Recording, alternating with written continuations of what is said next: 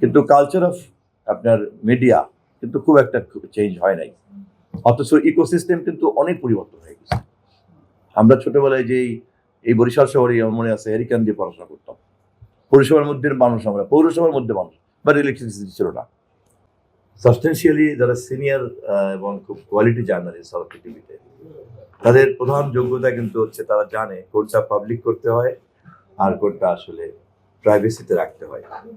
এবং যেই জার্নালিস্ট তার নিউজ সোর্সের অথবা রিসোর্সের কাছে এই কনফিডেন্সটা একবার অর্জন করে, সে কিন্তু তার পেশাতে সে তার উন্নতি হবেই। মানে আবার কিছু জার্নালিস্ট আছেন বা রিপোর্টার আছেন, তারা কিন্তু দেখা যায় যে খুব ছোটখাটো যে কোনো জিনিস পেলেই ওটাকে, এখন তো সোশ্যাল মিডিয়া হওয়ার কারণে আরো তো সুযোগ হয়েছে আর কি। আমি এই কথা বললাম এই কারণে যে এরকম একটা আবেগঘন পরিবেশে কথা বলছি, তো দেখা গেল আপনি চাইলেই কিন্তু এখানে এমন কিছু পয়েন্ট বের করতে পারবেন যেটা আসলে মানে ঠিক কোয়ালিটি নিউজের মধ্যে পড়বে না, আবার ফ্যাক্টস আছে ওটার মধ্যে। তা সেই কারণে আমি প্রথমেই বলে রাখছি যে কোনটুকু নিউজে নিবেন আর কোনটুকু নিউজের মধ্যে নিবেন না, এই ব্যাপারে একটু দায়িত্বশীল থাকার জন্য আমি বিনীতভাবে পরামর্শ দিয়ে রাখছি। ওদের স্বপ্ন পূরণে পাশে থাকতে পেরে আমরা গর্বিত। আর যেহেতু আমি এই শহরের সন্তান, আপনাদের এই আত্মীয় স্বজন ভাই বোন, আমি ঘন ঘন আসবো, বসবো, কথা বলবো, ইনফর্মাল থাকবো, হ্যাঁ, ঝগড়াঝাটিও হয়তো হতে পারে, কখনো কখনো হার্ড টক হতে পারে না, নাকি আমার সেই রাইট থাকবে না? থাকবে তো। যদি তা থাকে তাহলে তাহলে আমি যদি ধরেই নেই যে যে কোনো ধরনের টক মানে হচ্ছে এটা একটা নিউজ কন্টেন্ট, তাহলে তো ন্যাচারালি আমিও আই উইল বি ফর্মাল। আমিও তখন মনে করবো ওকে ফাইন, ফর্মাল থাকা ভালো। আর যদি আপনারা মনে করেন না, আমি যদি কনফিডেন্স পাই বা আপনারাও যদি আমাকে সেই কনফিডেন্স দেন, তখন কিন্তু অনেক বিষয়ে খুব খোলামেলা আমরা কথা বলতে পারবো। এবং যত বেশি সাংবাদিকতা জগতে বা গণমাধ্যম জগতে যত বেশি আপনার এরকম ইনডেপথ ইন্টারাকশনটা করা যাবে, তত কিন্তু আসলে বেশি বেশি করে কিন্তু ফ্যাক্টস, সব ফ্যাক্টসই কিন্তু নিউজের জন্য না। আরেকটা বিষয় আমি একটু আপনাদের কাছে অধিকার নিয়ে রাখছি, সেই অধিকারটা হচ্ছে যে যেহেতু গণমাধ্যম একটা প্রচলিত ধারায় চলছে, বহু বছর যাবৎ চলছে, এবং আমরা তো প্রায় সমবয়সী কাছাকাছি, দু একজন আমাদের সিনিয়র আছেন। বুদ্ধি হওয়ার পর থেকে গণমাধ্যম যেমন দেখেছি তেমন, মাঝখানে কিছু প্রযুক্তি প্রবেশ করেছে, কিন্তু কালচার অফ আপনার মিডিয়া কিন্তু খুব একটা চেঞ্জ হয় নাই। অথচ ইকোসিস্টেম কিন্তু অনেক পরিবর্তন হয়ে গেছে। আমরা ছোটবেলায় এই বরিশাল শহরে আমার মনে আছে হেরিকেন দিয়ে পড়াশোনা করতাম। পৌরসভার মধ্যে মানুষ, আমরা পৌরসভার মধ্যে মানুষ, বাট ইলেকট্রিসিটি ছিল না আমার বাটিখানার বাসাতে।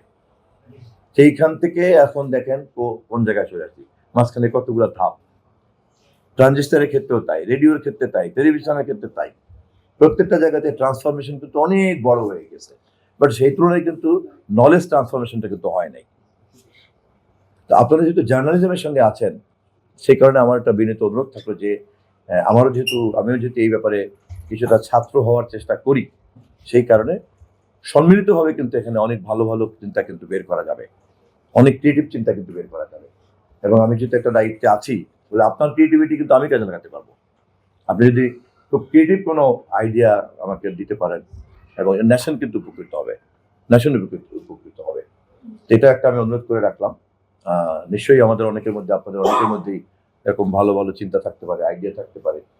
তো সেই জন্য আমি একটা ওপেন আহ্বান দিয়ে রাখলাম যে any idea I will welcome, any creative পরামর্শ আমি ওয়েলকাম করব। ইতিমধ্যেই মাননীয় প্রধানমন্ত্রী সহ দলের যারা বা সরকারের যারা গুরুত্বপূর্ণ, তারা সবাই আমার কাছে অনেক বড় বড় প্রত্যাশা করে বসে আছেন।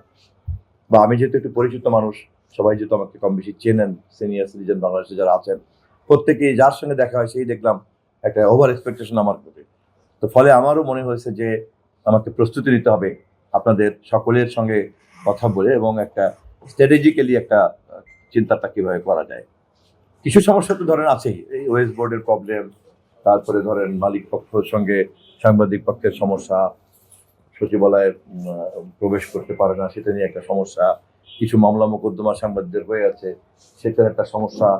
এডিটার্স কাউন্সিল তারা ভবন করতে চায়, বহুদিন থেকে সেটা করতে পারছে না। এটা তো একটা অন্য জিনিস, এটা তো আছেই। বাট আমি বলতে চাচ্ছি যে একটা আধুনিক গণমাধ্যম যা এই পেশার লোকজনদেরকেও সিকিউর করবে, আবার এট দ্য সেম টাইম প্রকৃত অর্থে মানুষের কাছে প্রতিনিয়ত নিরবিচ্ছিন্নভাবে তথ্য প্রবাহ করতে থাকবে, আবার তথ্যকে ফ্যাক্ট চেকিং এর মধ্যে নিয়ে যেতে পারবে। ফ্রি জার্নালিজম করছে, ওপেন জার্নালিজম করছে, at the same time automatically তাকে কিন্তু আবার ফ্যাক্ট চেকিং এর মধ্যে ঢুকে পড়তে হচ্ছে। সো এই জিনিসগুলি নিয়ে একটু কাজ করতে চাই।